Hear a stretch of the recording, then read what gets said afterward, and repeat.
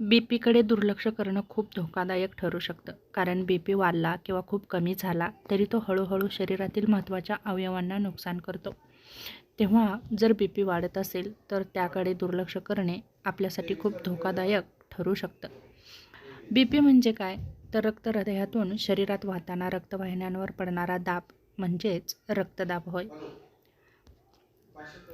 सामान्य बीपी 120 ते 80च्या आसपास असतो. मेंदूवर होणारे गंभीर परिणाम. बीपी वाढला तर मेंदूतील रक्तवाहिन्या फुटू शकतात. पॅरालिसिस येऊ शकतो. स्मरणशक्ती कमी होते. चक्कर येते. बेशुद्ध पडतो. स्ट्रोकचा धोका वाढू शकतो. अनेक लोकांना स्ट्रोक येईपर्यंत बीपी आहे हे कळतच नाही. हृदयावर होणारे घातक परिणाम. हार्ट अटॅकचा धोका प्रचंड वाढतो. हृदय जड होतं आणि हृदय कमजोर होऊन हार्ट आपलं फेल्युअर होण्याचा धोकाही खूप वाढतो. छातीत दुखतं, धडधड वाढते. त्याचप्रमाणे डोळ्यांवरतीही परिणाम होतात. डोळ्यांची दृष्टी जाण्याचा धोका वाढतो. डोळ्यातील रक्तवाहिन्या फुटतात. दृष्टी धूसर होते.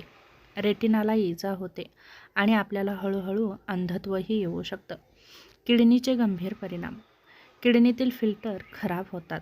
त्यामुळे लघवीत प्रोटीन जातं. सूज येते.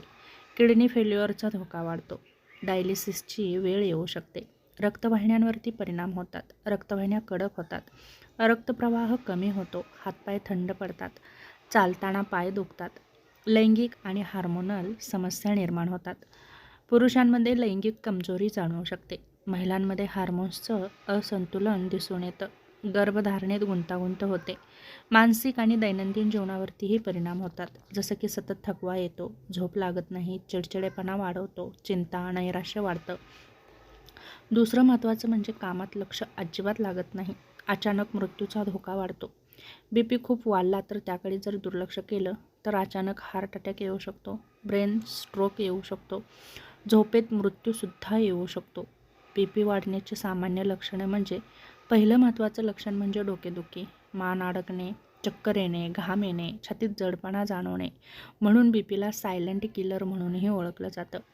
बीपी नियंत्रणात ठेवण्यासाठी काही महत्त्वाच्या सवयी लावणं खूप गरजेचं आहे. जसं की 3 ते 4 महिन्यांनी बीपी तपासा.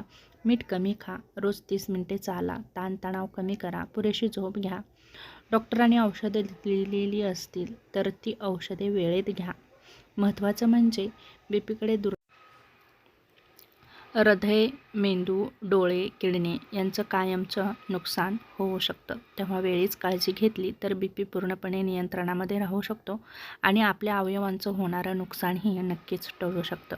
तेव्हा नक्कीच त्याकडे लक्ष द्या आणि वेळीच उपचार नक्कीच करून घ्या.